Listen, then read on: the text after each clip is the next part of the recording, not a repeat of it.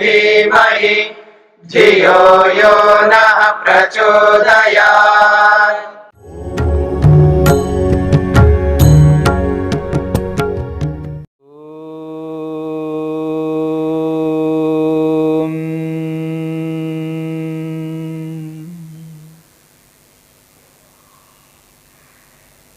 योगाभ्यासी का व्यवहार किस प्रकार का होना चाहिए, इस बात को लेकर के हम विचार कर रहे हैं।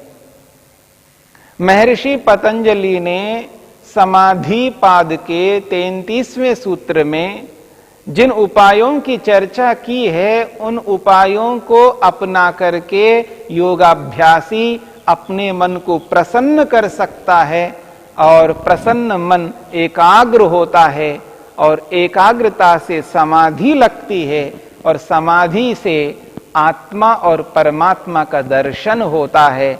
तब जाकर के मनुष्य का प्रयोजन पूर्ण होगा। महर्षि पतंजलि कहते हैं, जो संसार भर के जो सुखी दिखाई देने वाले व्यक्ति है अथवा उनके पास सुख के विपुल मात्रा में साधन हैं जिनसे वो सुखी हो सकते हैं, ऐसे व्यक्तियों के प्रति मित्रता की भावना रखने की बात कही है।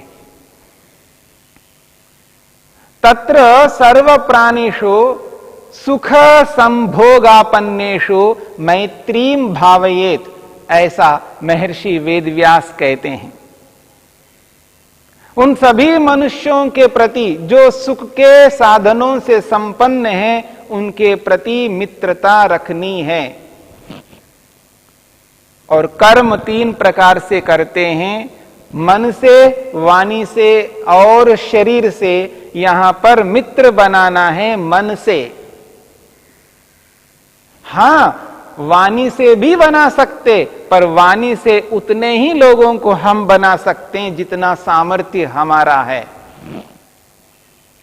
और शरीर से उतने ही लोगों को मित्र बना सकते हैं जितना हमारा सामर्थ्य है। शरीर से बहुत कम लोगों को मित्र बनाते हैं। आप देखेंगे किसी का एक मित्र होता है, एक ही होता है वास्तव में, शरीरधारी मित्र तो एक हो। वास्तव में जिसको मित्र कहा जा सकता है, जिसको हम कहते हैं ये मेरा अभिन्न मित्र है, ये मेरा अभिन्न अंग है, ये और मैं अलग नहीं है, दोनों हम एक ही है, ऐसा मित्र तो शरीर से एक ही होता है। हो सकता किसी के 2 हो जाएं, किसी के 4 हो जाएं, किसी के 10 हो जाएं, किसी के 50-100 हो जाएं, लेकिन मनुष्य मात्र को वो शरीर से मित्र नहीं बना सकता। वाणी से बोल करके, अच्छी भावना से, उत्तम पवित्र भावना से, वाणी से भी मित्र उतने ही लोगों को बना सकता है। उसकी वाणी जितने लोग सुन सकते हैं, उतने उसके मित्र बन सकते हैं, परंतु सभी नहीं बन पाएंगे। लेकिन मन से तो हम सभी को मित्र बना सकते हैं। उन सभी सुख साधनों से संपन्न व्यक्तियों को मन से हम मित्र बना सकते हैं, जिनको हम जानते हैं या नहीं जानते हैं। उनको पता लगे या ना लगे उसकी कोई चिंता नहीं है, हमें पता लगना चाहिए। स्वयं के लिए है, ये अपने लिए है। हम उन समस्त सुख साधनों से संपन्न व्यक्तियों को जब अपने मन में मित्र बना लेते हैं, ऐसी स्थिति में उनके प्रति कभी भी पाप नहीं करेंगे। और हमने विभाग बना लिया है उन सभी मनुष्यों को जो सुख साधनों से संपन्न हैं। जब कभी अपने जीवन में उनका सामना होगा, तब उनके प्रति किसी भी प्रकार का कोई द्वेष नहीं करेंगे, उसकी कोई हानि नहीं करेंगे। हमें पता है यह व्यक्ति मेरा मित्र है। शरीर से कभी हम पाप नहीं करेंगे, वाणी से कभी पाप नहीं करेंगे। जब हमें यह पता लग जाएगा ये सुख साधनों से संपन्न है, तो वह मेरा मित्र बन चुका है और वो मेरा मित्र है, मैंने पहले से उसको मित्र बना लिया। वेद भी इसी प्रकार की बात करता है। वेद का आदेश है, वेद के अनुसार ही महर्षि पतंजलि ने इन बातों को अपने शब्दों में स्पष्ट किया है। यजुर्वेद कहता है, मित्रस्याहं चक्षुषा सर्वाणि भूतानि समीक्षे। मित्रस्य अहं सर्वाणि भूतानि समीक्षे। मैं मित्र की दृष्टि से प्राणी मात्र को देखूं, ये मन से बात कही जा रही है। प्राणी मात्र को वेद तो और व्यापक रूप से कहता है। प्राणी से न केवल मनुष्य नहीं है, प्राणी से मनुष्येतर योनियों में रहने वाले प्राणी भी है, उनको भी मित्र बनाना है, मन से बनाना है। जब वे प्राणी हमारे सामने आ जाएं तो उनकी हानि न पहुंचा सके। आदमी बिना मतलब जिस किसी को भी मार डालता है क्योंकि वो असहाय है। असहाय प्राणी को व्यक्ति मारता है, बलवान प्राणी को नहीं मार सकता, क्योंकि वो निर्बल है, वो असहाय है, वो हमारा प्रतिकार नहीं कर सकता, इसलिए गाजर मूली की तरह उसको मार डालता है। यह अत्यंत घातक है, हानिकारक है। ऐसी हिंसा व्यक्ति को नहीं करनी है। वेद आदेश नहीं करता है, ऋषि नहीं कहते हैं। ऐसी हिंसा करता हुआ व्यक्ति अपने लक्ष्य को पूरा कभी नहीं कर सकता। हिंसा से बचना है, पापों से बचना है। मुख्य बात है, पाप, किसी भी प्रकार का पाप नहीं कर सकते। जिस दिन पाप से बचेंगे उसी दिन हम अपने लक्ष्य की ओर अग्रसर होंगे। उसके लिए ये 4 प्रकार के व्यवहार बताए हैं। इन व्यवहारों में पहला व्यवहार है मैत्री। प्राणियों के प्रति मित्रता रखो मन से। और याद रखना, ऐसा करने में कोई पैसा खर्च नहीं होता है, बहुत सरल है। याद रखिएगा, पुण्य कर्म करना इतना सरल है, इतना सरल है, इसकी कोई सीमा नहीं है। असीम कर सकते हैं, अर्थात जिसको हम गणना नहीं कर पाएंगे, इतने पुण्य कर्म कर सकते हैं। व्यक्ति को प्रातःकाल से लेकर के रात्रि तक, जब सोता नहीं तब तक जितने कर्म वो करता है, उन कर्मों को भी नहीं गिन पाया। मन से कितने कर्म किए हैं, वाणी से कितने किए हैं, शरीर से कितने किए हैं, वो गिन नहीं सकता और गिनने की कोई आवश्यकता भी नहीं है। इतने कर्म करता है व्यक्ति, और जीवन भर न जाने कितने कर्म करता होगा, उसकी कोई सीमा नहीं है। यानी हम कभी भी गणना नहीं कर सकते। न आज तक किसी ने किया है, न आज कर पा रहा है, भविष्य में पता नहीं कर पाएगा नहीं कर पाएगा। इसलिए इस बात को समझने की चेष्टा करनी है। मन से आसानी से, सरलता से, बिना पैसे के बैठे बैठे एक स्थान पर व्यक्ति अपने मन से पवित्र भावना से, जिस भावना को लेकर के माता के प्रति, पिता के प्रति, बहन के प्रति, भाई, पति, अपने निकट के निकट लोगों के प्रति जिस भावना से उनके कल्याण की चेष्टा करते हैं, उनका कल्याण करना चाहते हैं, उनके प्रति जो भाव मन में रखते हैं, ऐसे ही भावों को, ऐसा ही कल्याण की भावना को लेकर के मन में उन समस्त सुख साधनों से संपन्न व्यक्तियों के प्रति भावना करनी है। मन से उनके प्रति कर्म करना है। इस बात को याद रखना है। और जितना अधिक हम कर सकते हैं उतना अधिक करना है। इसमें कोई पैसा खर्च नहीं हो रहा है। और सरलता से उसी भाव को लेकर के हम उनके प्रति मन से कर्म करेंगे। हे परमपिता परमेश्वर, ये जितने भी सुख साधनों से संपन्न व्यक्ति हैं, मैं इनको मित्र मानता हूं। मैं इनका कल्याण करना चाहता हूं, इनका कल्याण हो, इनकी उन्नति हो। एक श्लोककार ने बहुत अच्छी बात कही है, सर्वे भवन्तु सुखिनः सर्वे सन्तु निरामया सर्वे भद्राणि पश्यन्तु मा कश्चित् दुःख भाग भवेत्। ये भाव मन से निकलने चाहिए और उसी प्रकार भाव मन से निकलने चाहिए जिस प्रकार के भावों को हम अपने निकटस्थ व्यक्तियों के प्रति निकालते हैं, वाणी से निकालते हैं। पर यहां पर तो मन से निकालना है, मन से उन सब के प्रति वही भाव रखने हैं, वैसा ही उनको देखना है, वैसा ही सोच रखना है, वैसा ही एटीट्यूड, वैसी ही दृष्टि उनके प्रति रखनी है, वैसी नजरिया से उनको देखना है, अनुभव करना है। इसलिए वेद भी यही कहता है,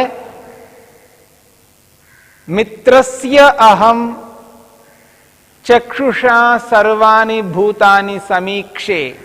वेद कहता है मैं मित्र की दृष्टि से, मित्र की भावना से सबको, उन समस्त प्राणियों को देखूं, उनके प्रति कोई गलत विचार ना करूं, उनका अकल्याण नहीं चाहूं, उनका सदा कल्याण चाहूं। ये जो चाह है व्यक्ति का, ये पवित्र उत्तम होनी चाहिए। जब मैं उन सब सुख साधनों से संपन्न व्यक्तियों के प्रति अच्छे भावों को मन में रखता हूं, उनके बारे में अच्छा विचार करता हूं, उनके बारे में उनका कल्याण के लिए प्रार्थना करता हूं, ऐसी स्थिति में जब कभी वे मेरे सामने आएंगे, जो कोई भी सुख संपन्न व्यक्ति मेरे सामने आएगा, उसकी हानि कभी भी न मन से करूंगा, न वाणी से करूंगा, न शरीर से करूंगा। इसका परिणाम यह निकलेगा, जब कभी मेरे से कर्म होगा उसके लिए वो पुण्य कर्म होगा, वह पाप कर्म कभी नहीं होगा। और जब ऐसे व्यक्तियों को देख करके जब मैं ऐसी भावना करूंगा तो उन व्यक्तियों के प्रति मेरा मन प्रसन्न रहेगा। जब कभी वो व्यक्ति मेरे सामने आएंगे तो उनको देख करके प्रसन्न रहूंगा। उस प्रसन्नता में मेरा मन शांत रहेगा। शांत मन में जब कभी मैं ईश्वर के लिए प्रयत्न करूंगा, मेहनत करूंगा, उद्यम करूंगा, तो आसानी से अपने मन को ईश्वर में लगा पाऊंगा, क्योंकि मन प्रसन्न है, क्योंकि मन शांत है। याद रखना, जब मन शांत होता है, प्रसन्न होता है, तभी जब हम कर्म करने लगते हैं तो उस कर्म में पूरा मन लगता है, यानी पूर्ण एकाग्र हो जाता है, 100% कॉन्सेंट्रेट हो जाता है। उसका कंसंट्रेशन जो है वो बहुत पवित्र उत्तम होता है। उसकी एकाग्रता चरमोत्कृष्ट की स्थिति को प्राप्त कर लेती है, यानी उससे उत्कृष्ट एकाग्रता हो नहीं सकती है, क्योंकि उस स्थिति में वह व्यक्ति प्रसन्न है, शांत है। इसलिए इस बात को समझ करके चलना है, मन को प्रसन्न रखना है, शांत रखना है, सात्विक रखना है। तो क्या करना है? मैत्री, मित्रता रखनी है उन सभी मनुष्यों के प्रति, उन सभी प्राणियों के प्रति, मनुष्येतर योनियों में रहने वाले समस्त प्राणियों के प्रति और सुख साधनों से संपन्न मनुष्यों के प्रति मन से मित्रता रखनी है, उनको मित्र बनाना है। जब हम उनको मित्र बना लेते हैं, जो हमारे मन में उनके प्रति जो अच्छी भावना रहती है, पवित्र भावना रहती है, तो बहुत अधिक प्रसन्नता मिलती है। तब मन खुश रहता है, प्रसन्न रहता है, संतुष्ट रहता है। उस प्रसन्न मन में जब हम कर्म करने लगते हैं, अपने लक्ष्य के लिए करते हैं, तो कर्म भी उचित होंगे।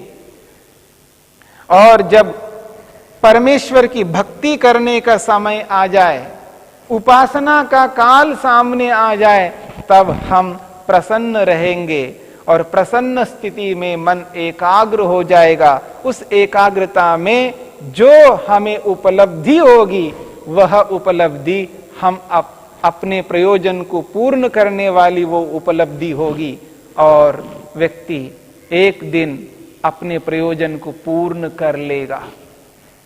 इस बात को समझने की चेष्टा करनी है। ये जो भावना है, इस भावना पर निर्भर करता है। याद रखिएगा, हमारे जो कर्म हैं वो सारे के सारे कर्म हमारे मन की भावना के ऊपर निर्भर करते हैं। यदि मन में जब पवित्र भावना रहती है, उत्तम भावना रहती है, कल्याण की भावना रहती है, सबकी उन्नति की भावना रहती है, उस भावना में जब हम मन से जो भी कुछ करेंगे उनके प्रति, वो उचित ही मन से करेंगे। और ऐसी स्थिति उत्पन्न करनी है, केवल ऊपर ऊपर से नहीं करना है।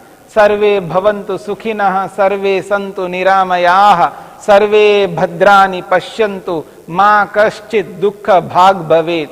ये चाहे रोज रटो, हर समय रटो, इस श्लोक को निरंतर जप करते जाओ, लेकिन मन में वो जो भावना वैसी नहीं है। जो अपने निकट व्यक्तियों के प्रति जैसी भावना होती है, वैसी भावना अन्यों के प्रति नहीं होती है। केवल शब्दोच्चारण करने से, केवल शब्द मात्र बोलने से, चाहे मन में बोलो चाहे वाणी से बोलो, उस बोलने का कोई अर्थ नहीं रहेगा। इसलिए भाव वही लाने हैं जो अपने लोगों के प्रति लाते हैं। जब ऐसे भाव हमारे मन में आ जाएंगे, जब ऐसी भावना से ओतप्रोत हमारा मन रहेगा, ऐसी स्थिति में पाप ही नहीं करेंगे। मन में किसी भी प्रकार का पाप नहीं हो पाएगा।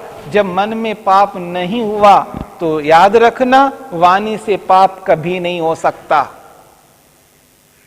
शरीर से भी पाप नहीं हो सकता, क्योंकि पाप का प्रारंभ मन से होता है, पुण्य का प्रारंभ मन से होता है।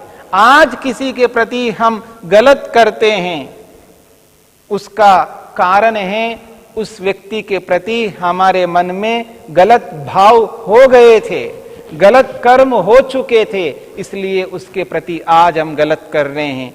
ऐसी गलती फिर दोबारा नहीं दोहरानी है।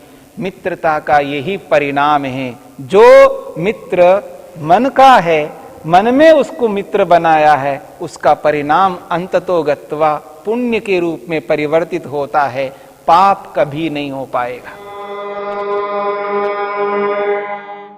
द्यो शान्तिरन्तरिक्षं शान्तिः पृथिवी शान्तिरापः शान्तिरोषधयः शान्तिः वनस्पतयः शान्तिर्विश्वे देवाः शान्तिर्ब्रह्म शान्तिः सर्वं शान्ति शान्तिरेव शान्ति क्षमा शान्तिरेधि। ॐ शान्ति शान्ति शान्तिः।